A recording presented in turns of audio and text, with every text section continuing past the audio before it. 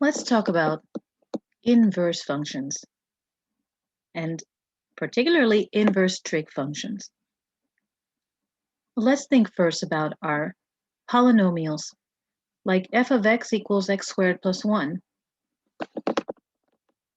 If I want to find the inverse of this function, I would undo the operations that are being done to x one by one and build the inverse function. And we still use the variable x, but in fact, what we're inserting inside of x here is the output of what this function was. So if I really wanted to see what was happening here, I would write this as y minus 1 plus or minus. When I do this inverse function using this y value, I will always get back this x value that I started with here. That's the definition of an inverse. It undoes the work that a function did on a variable. Let's try it. So I'm going to put x of 3 into the function. So f of 3 is 3 squared plus 1. Now we know this is equal to 10.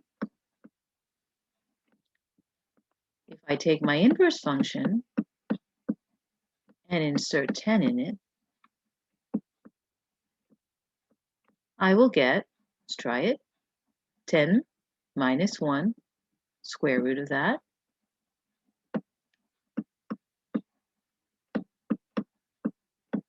and I get plus and minus 3. Now there's a problem here. My original x was 3. I know it because I put it in. So my inverse function isn't perfect here. I can't tell what was the original x value.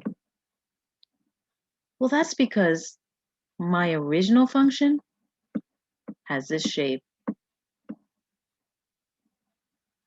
And if you look at the x and y values, it is not 1 to 1.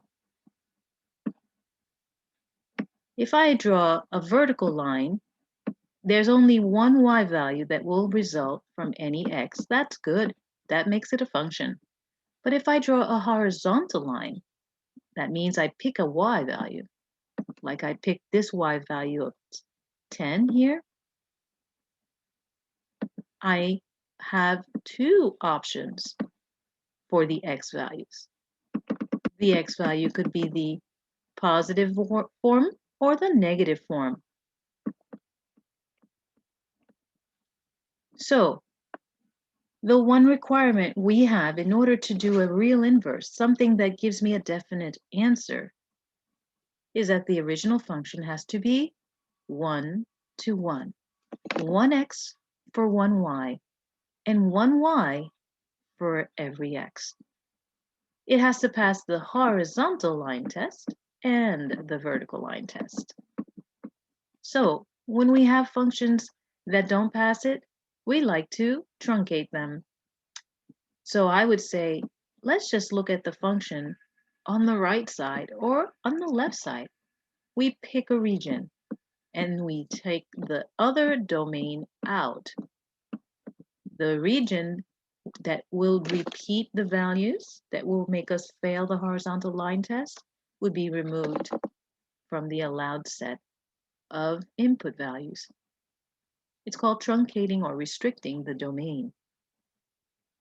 So if we allow this to have x values only greater or equal to 0, that means that our inverse would only need to have the positive or principal square roots.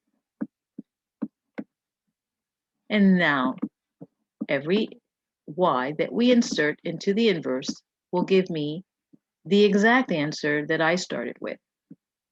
In this case, the positive 3's. Now I could have truncated the domain so that I'm only looking at negative values. And then my inverse would be the negative of this square root. And then my answer would be negative 3, but it would still be one answer. And if I only had the negative x's in my domain, then I couldn't put a 3 into my function. I would have to have put a negative 3 or some negative number. All right. So when we write inverse functions rather, when we write inverse functions, we don't use the y. Okay? We don't write the variable y like I did here. We actually put in x. But the x that we are inserting into this function, the x that we're using here, you need to think of it as the value that was the result of the original function f. So this x is not the same x as the one that we inputted into the original function, as you can see by our example here. Okay? So when we insert, let's look at the inverse of 3. If we're putting it into the inverse function, what do you expect to get? Now we're using the restricted domain. Okay, so we're only allowing for the positive square roots.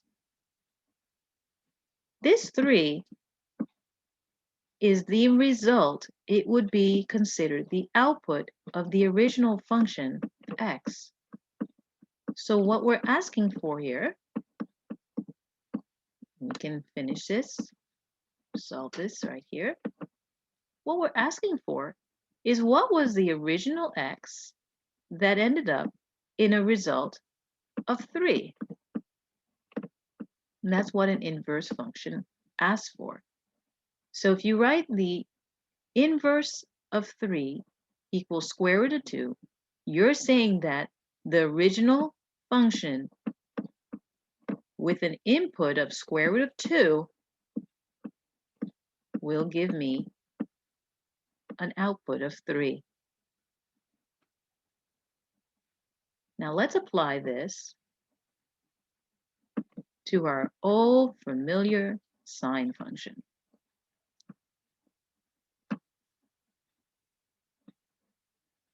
Now the sine function doesn't really do anything to a variable like our f of x did, where we were squaring the variable and then adding 1 to it.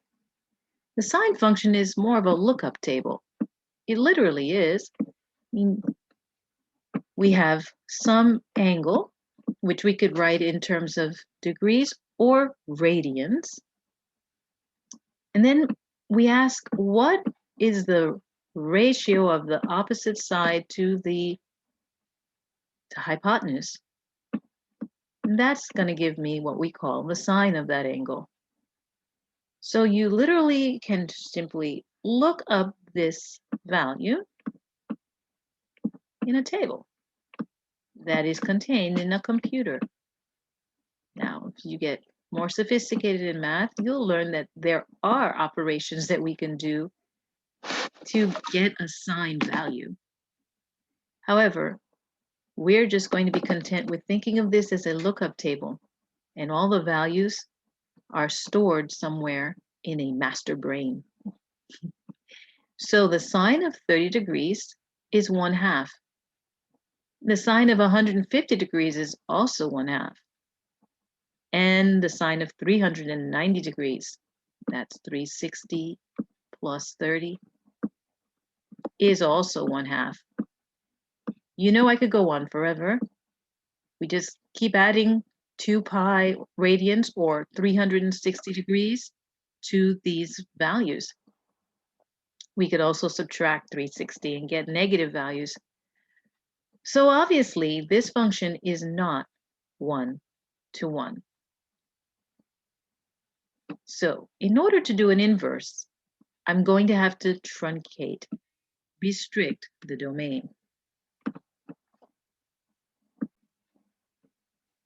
If we draw the sine wave, and I'm going to draw it like this.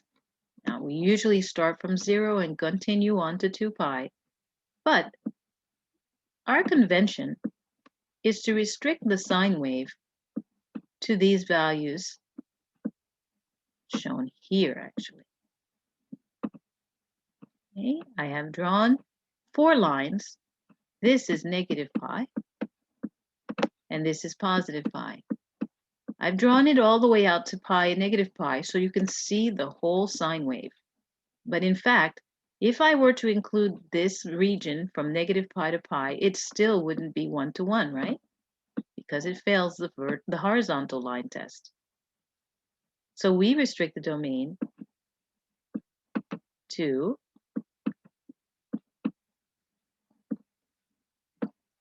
these 2 lines here, positive pi over 2.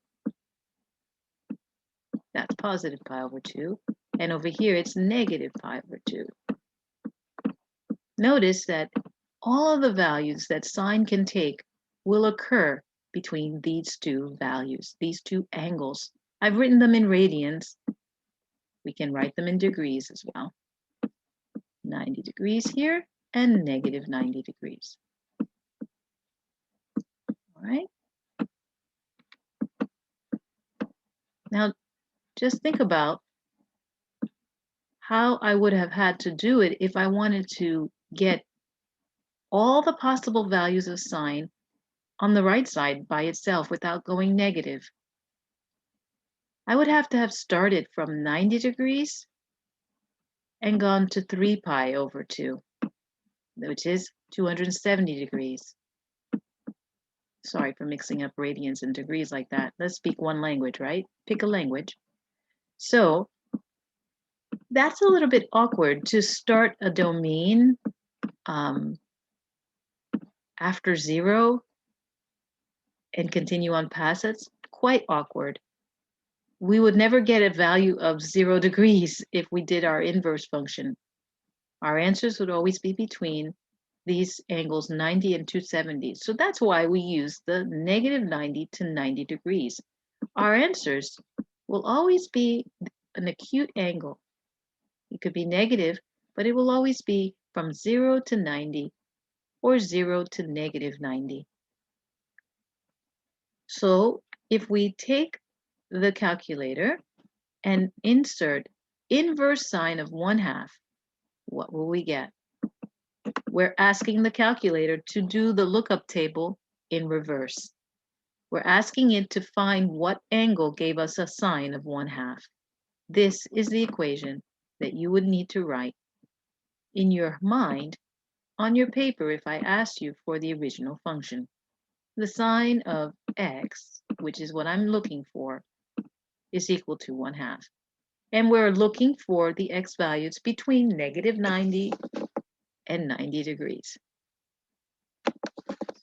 We know our answer will be 30 degrees. Now, what if I start with an inverse function? What is the inverse of 1/2? And I tell you, though, that the angle that I'm looking for, or rather, let's write it this way. Let's actually write it this way. I'm not going to use the inverse function so right now. I'm just going to write this equation and solve for it. And if I tell you that the angle that I'm looking for is not acute, it is not inside this region, negative 90 to 90. Now you can't use the inverse sine button because you know that's only going to give you the acute angles. You're going to have to use your knowledge of the unit circle. I'm going to need some more information also because, as you know, there are an infinite number of answers. So I'm going to have to tell you that it's in the region of 0 to 2 pi I'm telling you that. This is in radians now, so I could also tell you in degrees. It's in the region of 0 to 360, okay, degrees. And it's not acute. Well, I can use my inverse sine button to help me with one thing. What's the reference angle? What would it be if it were acute? I see it's 30 degrees. And you should know this one by heart because it's a common angle. So I start with 30 degrees, and if you draw your unit circle, it could be very helpful. We know that it's a positive angle, and it has a reference angle of 30 degrees. Okay? So what positive angle, other positive angle, oops, that's a bad drawing,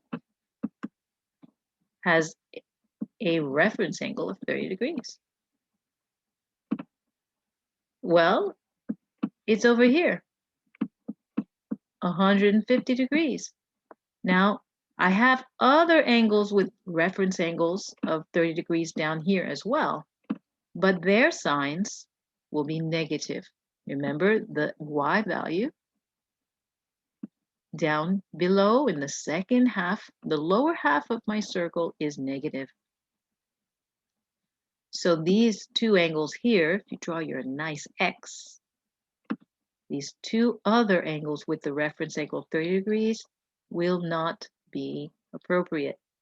So my answer is 150 degrees.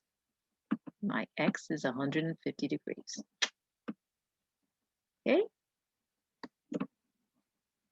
We're going to do some other problems. Right now, you're going to solve for me this one. What is the sine of 1/2? Excuse me, what angle gives me a sine of negative 1/2? And this has to be between 0 and 2 pi radians. Or you can write it in degrees, between 0 and 360 degrees. And this time, there's more than one answer. So I'm asking you for all the angles that give me a sine of negative 1/2 in the region of 0 to 2 pi or 0 to 360.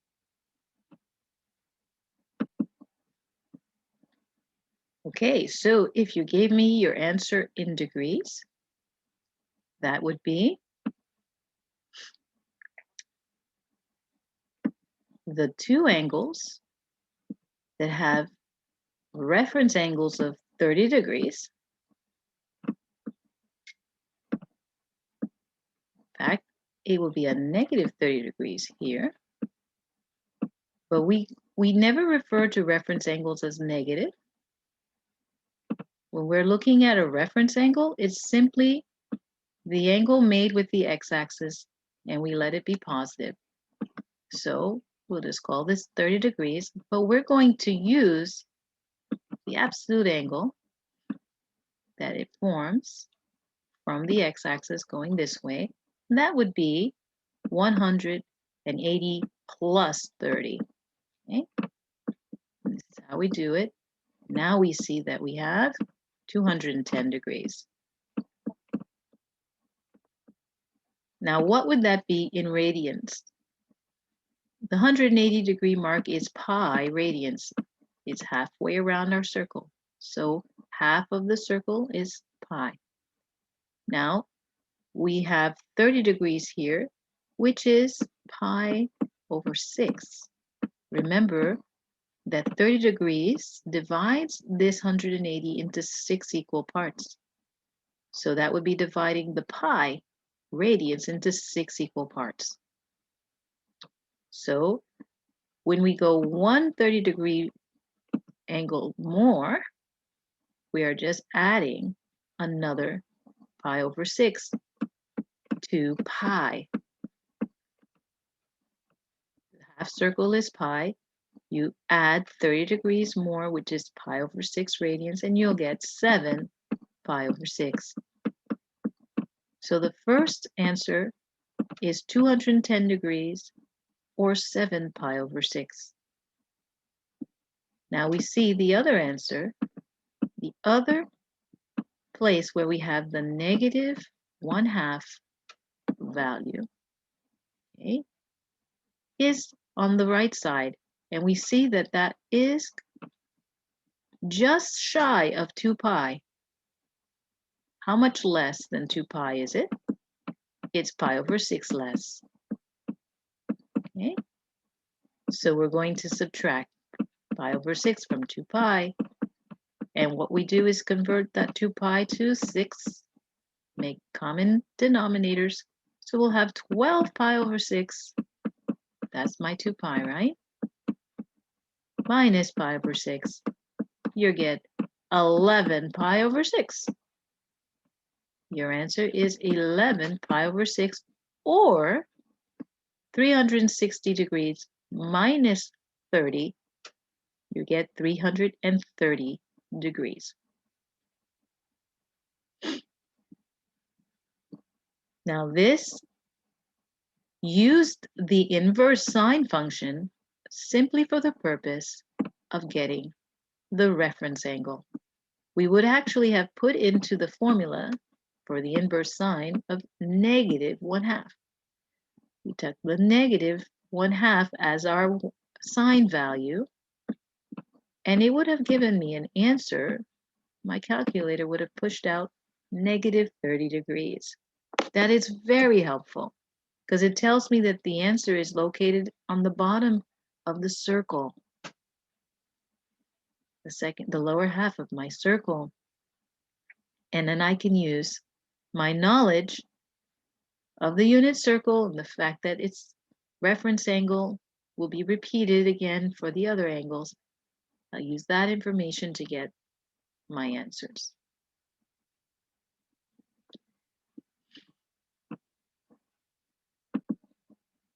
Now let's look at a cosine function. If I ask you what angle will give me a cosine of 1/2, you also have many options. We know that the cosine of 60 degrees is 1/2, but we can also find that value, okay, for 120 degrees. Oh, not really. Let's look at the unit circle.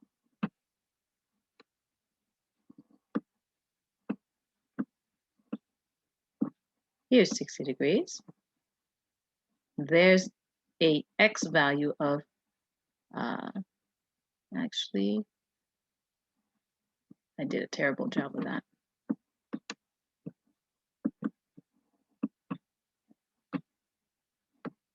Now, let's make sure. What we do is start off finding the 1/2 mark on the x-axis. Then we go up. Remember, I taught you to do this. Now that will look about right. And now we found 60 degrees. Should be able to do this, what I just did. Okay. Finding the halfway mark, we can get 60 degrees. Now,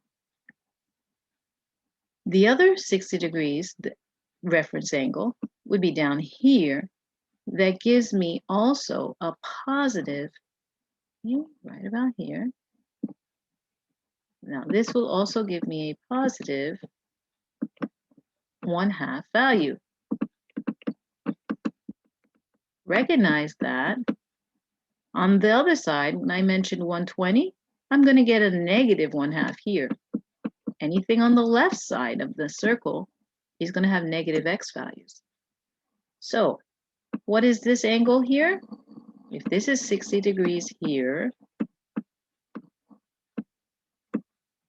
the difference between the x-axis and this line is 60 degrees, then this angle is the 300 degrees. Or in radians, well, 60 degrees is pi, or the half circle divided into 3 parts. You see, 180 into 3 parts is 60. Think of it this way. So you're taking the pi and dividing it up into 3 equal parts as well. Very easy when you look at the 180 as pi. Now, this is just one 60-degree interval from the full circle. So that means I take 2 pi and subtract away pi over 3. Now I'll write 2 pi in thirds, so that would be 6 pi over 3.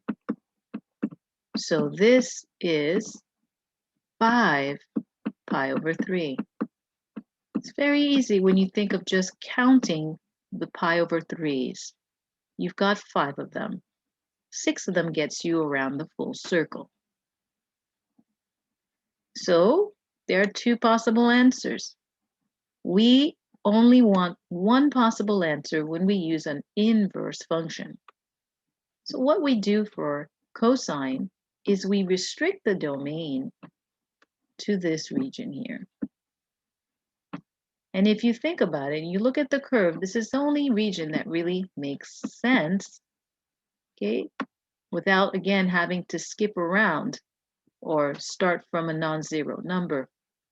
We always want the acute angles to be included in our restricted domain. So we're going to go from 0 to pi. That's our restricted domain. So we're going to always get answers for our inverse cosine between here and here. Notice that unlike sine, you can get obtuse angles. You can get angles that are greater than 90 degrees, okay? Obtuse angles. So we have here, I was starting to write the cosine of 300 degrees is equal to 1/2 also. But don't forget that we could have had an infinite number of answers without a restricted domain, because you just keep adding 360 to these numbers and you'll land on the same angles. Fine. So we now understand the inverse cosine, and we can do the same process we did before and find the values of the angles given a cosine value. We'll talk about tangent in the next video.